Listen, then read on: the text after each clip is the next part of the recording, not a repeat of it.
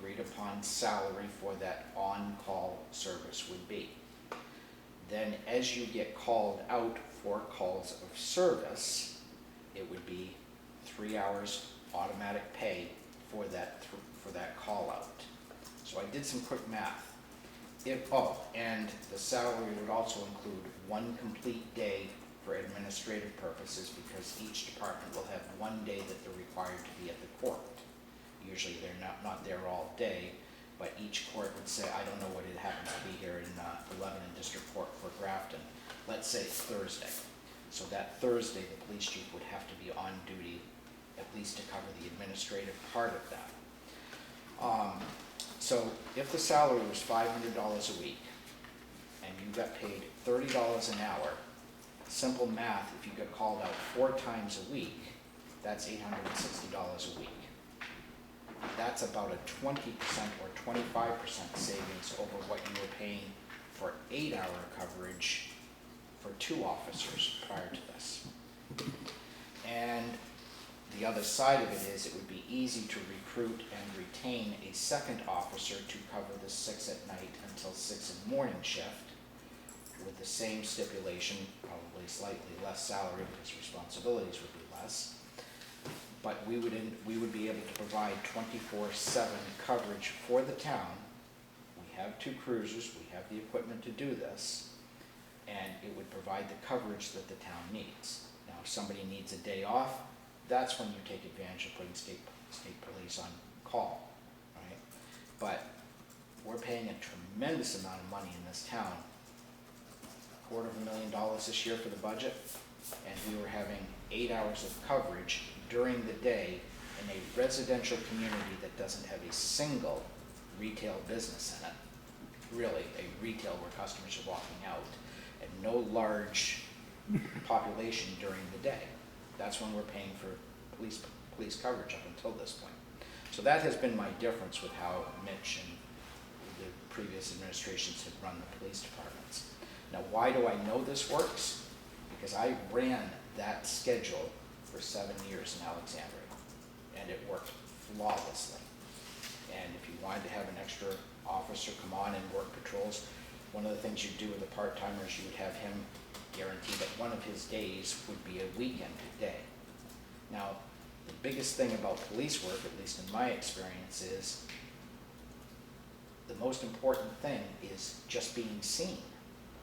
Just getting the cruiser out on the road, getting out of the cruiser and saying hi to somebody in the front yard. Just getting to know the people in the town. It's pretty simple to do, and it doesn't happen. I've seen this police statistics in this town. I think my figures are pretty doggone accurate, and probably could save even more than that with some careful things. Now, I also have some deeper concerns now that Mitch has gone rather abruptly. And again, I like Mitch, but rather abruptly he left the town. And I'm assuming this has been happened, but I'm just going to point it out because I've been through it before. Has there been an inventory and an accounting done of the police department, of evidence that's retained in the police department, of the weapons that are in the police department? Has anybody taken an accounting of what's going on at the PD at this point? I don't believe so. Then that is a huge concern, because we're responsible to the county attorney, we're responsible to the local attorney, but I mean prosecutor. I'm sorry. Yeah, thank you. We're responsible for this evidence, right? And reports need to be turned in. Things need to be done, and these are constantly occurring all the time. And with Mitch gone, unless he took the last 6 weeks off with pay, there's still current stuff out there that's going to be asked for, and nobody's providing this information. Nobody, I'm guessing, has even a place knows where to even look for it. And from what I understand, I and one other person in town are the only previous police officers, and she was fired from this town. So, that being said, I'm willing to help, I guess is what I'm saying. Do you hold certification now? No, but I did contact, well, it's expired. Yeah. There's no reason I can't. I did contact New Hampshire Police Standards and Training, and I verified that. There's certainly no reason I can't. So you wouldn't have to go through the academy again? I wouldn't have to go through, and again, with my plan, it wouldn't require a full-time academy. I would have to go through the part-time academy, but that's Tuesday evenings, Thursday evenings, and Saturdays. And again, I have the time to do that. So, again, but that being said, it doesn't mean that I couldn't take on the administrative role immediately. And I think, and I can clarify this, the last 3 times I became a police officer, the first time I started in New Hampton, I had just gotten out of the service, and it was 3 months before I was going to the academy. And during that 3 months, I was out on patrol. They threw a 357 at me and said, "Here, go have fun," right? And the very first call I had was a kid blowing his head off with a 12. I mean, I kid you not, the very first call. And so that was a baptism of fire. Now, things have probably changed to some degree, and I would certainly hope they have. But the same thing happened when I went back to Alexandria. I had a full-time certification. It had expired just due to time. I had moved to Maine for a couple of years. When I came back, I needed to go back, and again, I'm not trying to brag, I scored a 100 on the part-time academy, the 13-week course. I literally scored a 100 on it because I had already done the job as a full-time officer. So the refresher course is basically what you're looking at here. But my bigger concern is what is transpiring and what is left unfinished. Those are the things that Those are 2 good questions. that's what's kind of concerning me, okay? I mean, I ask that question as a taxpayer, but also as a former police officer who understands the gravity of what that could mean, all right? If there's cases out there and there's evidence down there that needs to be accounted for or brought in or whatever the case may be, everybody I've asked, nobody has a clue, right? So, that's kind of where I was going with all of this evening, and I'm willing to help if, I don't know how that would play out. I'm being encouraged to run for the position in the next election. I think I'm heading that way right now, but I've also been told that you guys have the authority to appoint somebody in the interim to cover that, and at least get that part of it taken care of. But again, that's entirely up to you guys. I'm just letting you know that I would be open to that if you wanted it. Well, we appreciate that. Did you put an application in, or? I haven't done anything. This is my first contact with you guys about this, so I don't know how this plays out, so.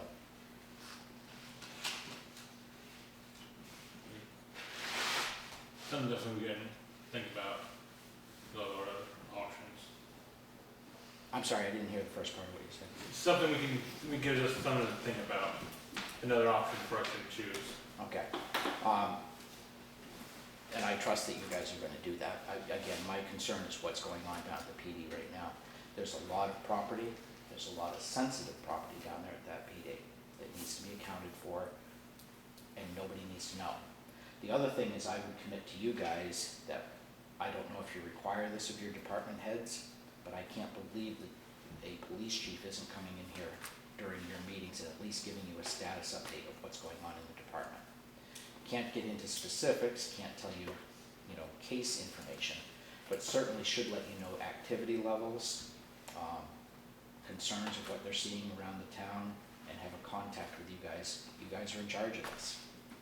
I know it's a voted position, but you guys are ultimately the sayers. Yeah, that's true, and whatever we decide to do, then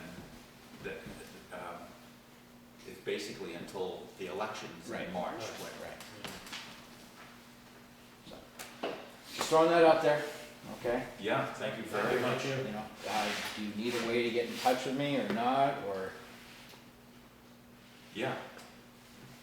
Do we have, I have your email, I don't think your I can phone give you, number. I didn't put it on there. This was all new to me, how to approach this thing. contact information would be? If you wanna stop in and get into like a full application. Do you guys actually have such a? Yeah, we do. Okay. We do have an application, but if you also have a resume to go with it, that would be super.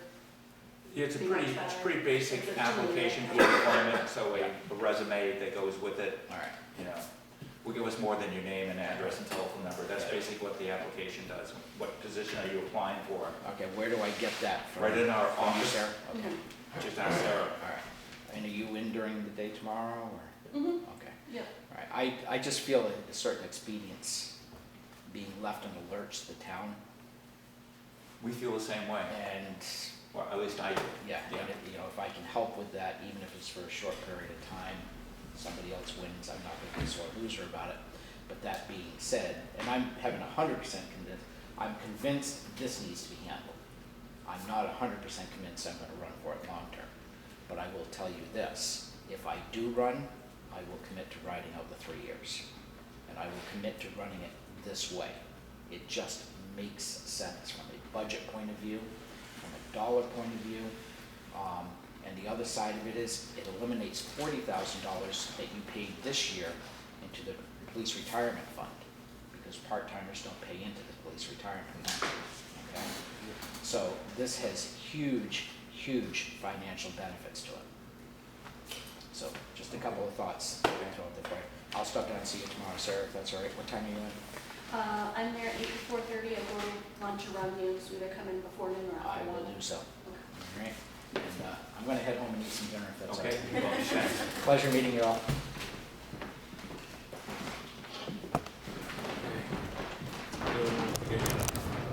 No, no reason. Oh, yeah, sorry.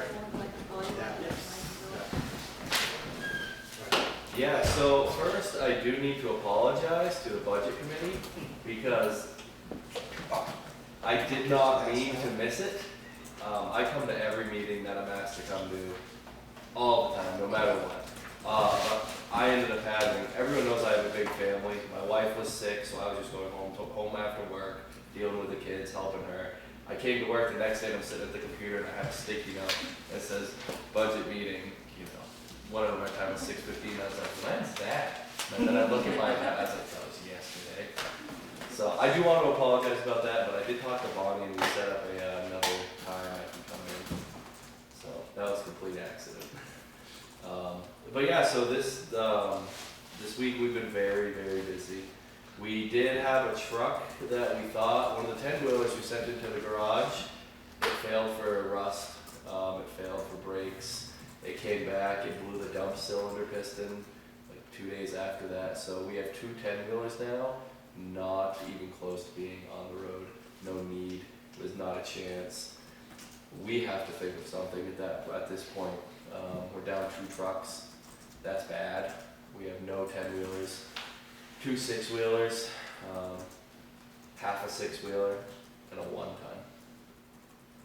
That's not enough. So we've got to come up with some quick solutions here to get some trucks.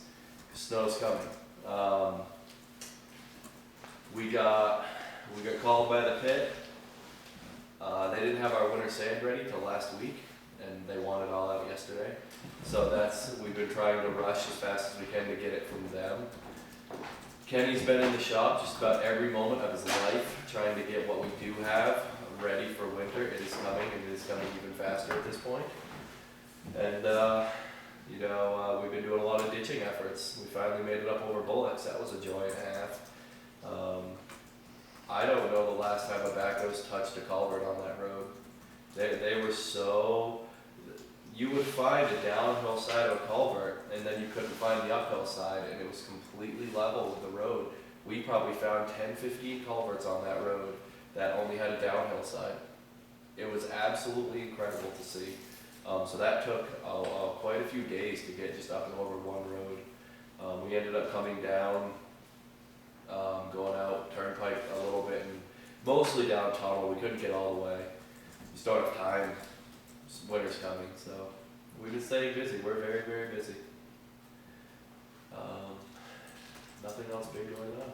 Just getting ready. Snowflakes are coming. They should be here next week, so. I saw some today. Yeah. Nice.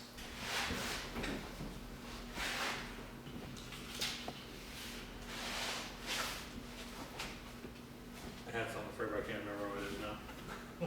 Oh, we did do some grading. That's right. We've been trying to finish up grading. Yeah, you're 2 miles per hour down the Route 4. Yeah, that's yeah. I know. It's super fun. But the grader, it was scheduled to go in last week, but I talked to him to let me keep it a few more weeks, just so I can finish up some of our rougher roads that we haven't been able to get to all year. Luckily, the grader's still moving, 2.5 miles an hour, but it's still moving. So, yeah, so hopefully it'll go in by, the end of November, and finally get its $50,000 transmission fixed. Great. Thank you. Okay. Now building notification, map 11 lot 709. I think this is the one. Yeah, that's not on. There it is, yeah. Cherry Hill.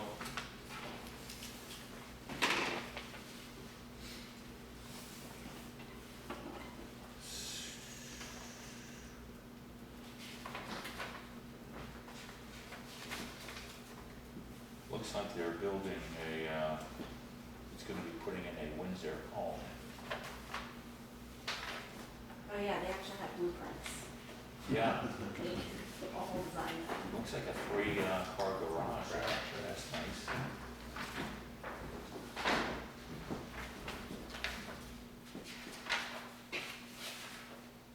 And they have approval for construction?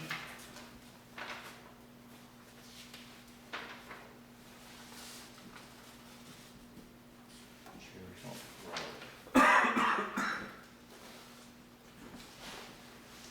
And there's an existing driveway.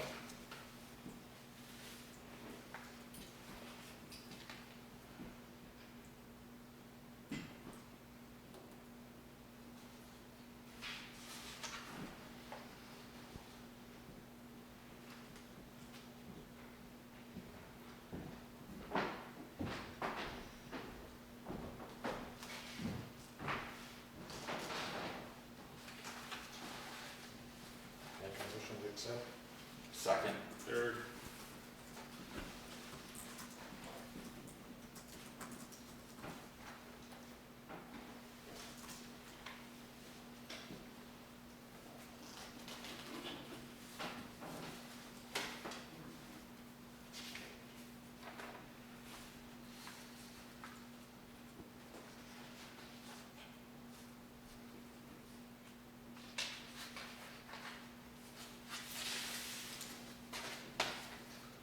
Building notification, map 6, lot 457.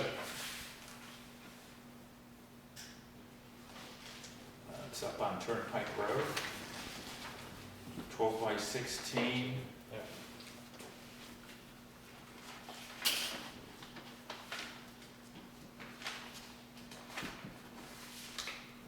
Visit by appointment only. Approval for operation is on here. It's new construction. So that one was one of the ones I had to send a letter to. They had put it in prior to realizing they needed a notification. So this is So this is making this is a it- makeup one. Yes, Okay, so I guess we're gonna approve it. yes, And it looks like they've done all the things that they need to do. they have. The only thing they didn't do was do this first. Right, Okay. it's basically a replacement for, there was a mobile home. Yeah, I noticed there was a change up there. I Yeah. know it is, it's just up the road here. Yeah. It's checked off that the land is in current use. That must be some of the lot, because the lot's Yes, 15 that's acres, so good. not curtilage where he is, that's not current use. Okay, so I'll make a motion, we accept. Second. Third.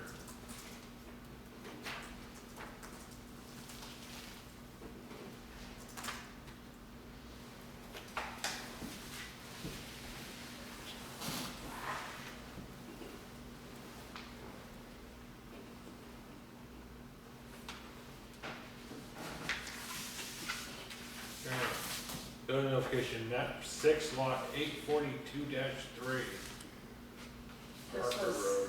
This was the other after the effect. Right, So, It was the other one. yeah, after effect.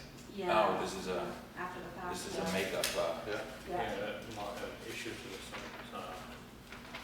so once again, this is on Parker Road. It's got a, Modular home. It's a- Mobile home with. yeah, 14 by 80.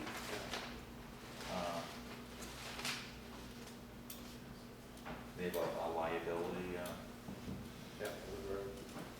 it's on a private road, so they signed a waiver. And, yeah, so this looks like it's all okay too. Yeah. And since it's after the fact, I'll make a motion that we accept it. Second. Third.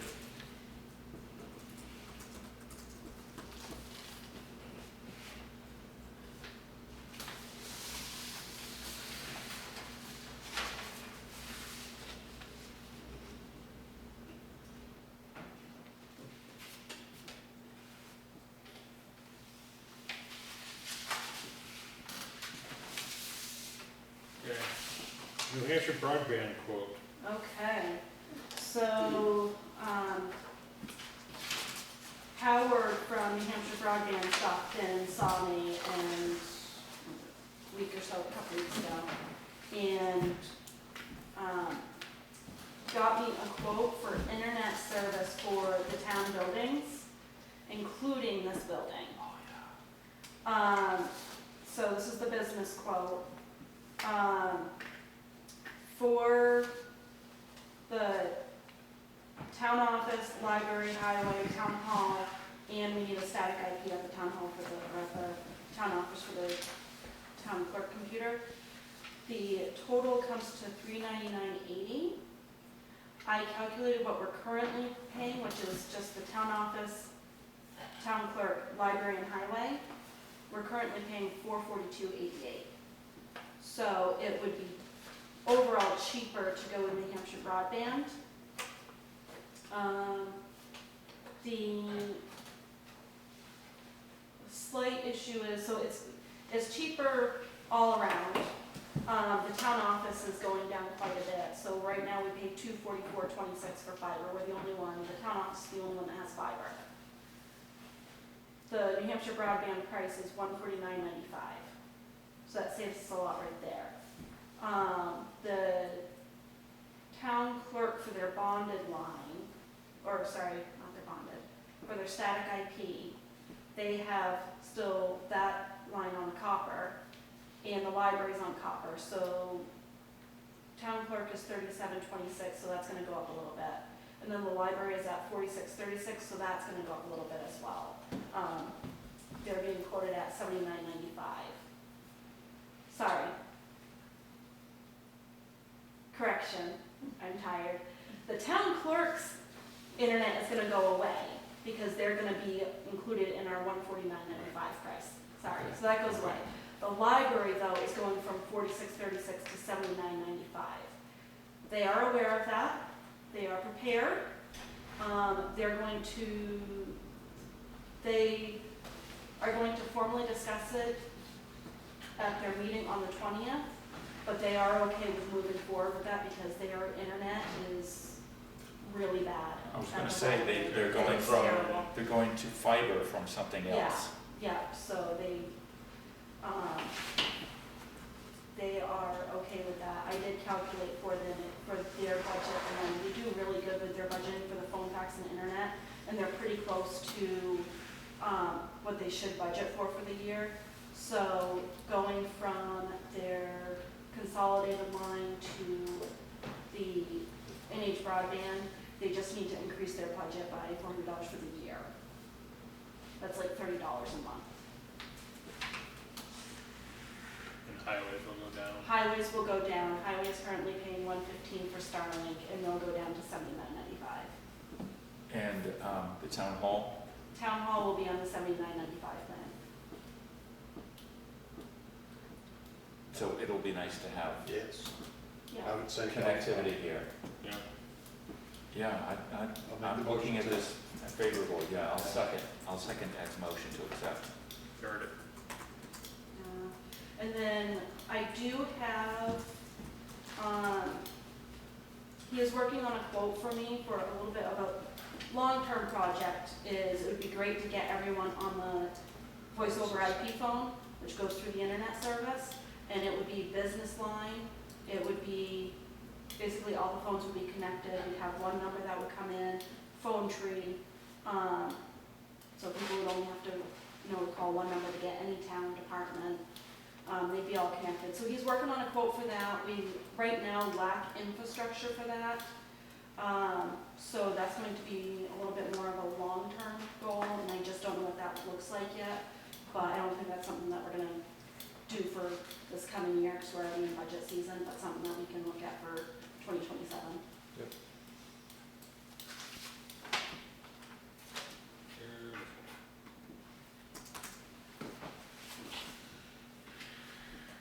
Action items still haven't changed, I don't see them changing now. I haven't gotten anything for any pricing for the new contract for assessing yet.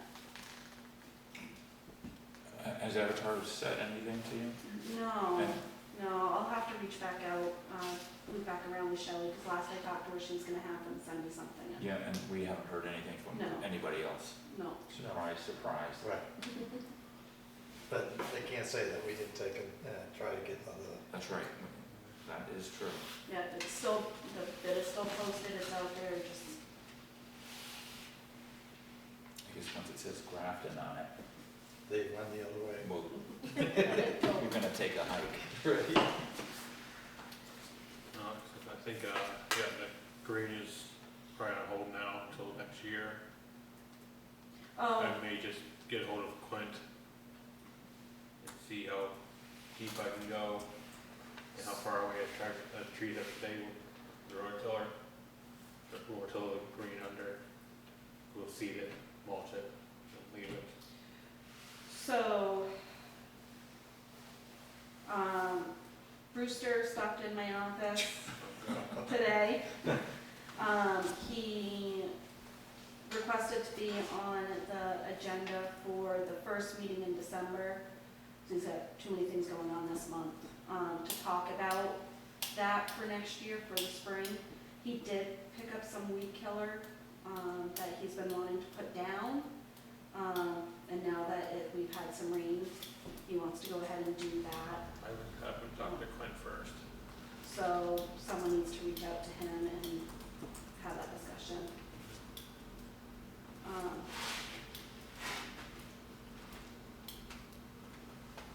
But I did add a note to,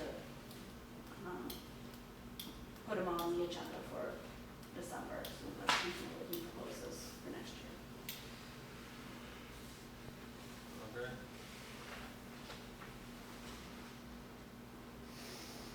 2026 warrant articles, you guys wanted to start the conversation about money warrant articles. Right.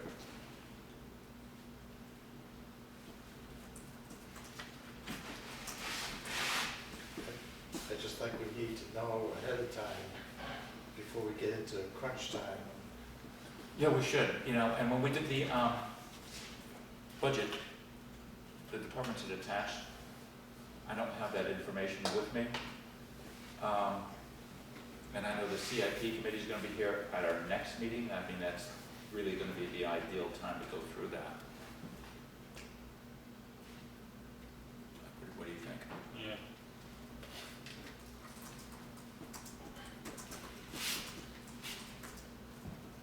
So I mean, some of those spending articles, I mean, we could sit here and talk and they might sound good or they might not sound good, but we have to look at them in their totality, like all on one sheet, so we know, if we're looking at $1 million, we're looking at two, we need to know what we're looking at so that we can prioritize the ones that we feel that we should.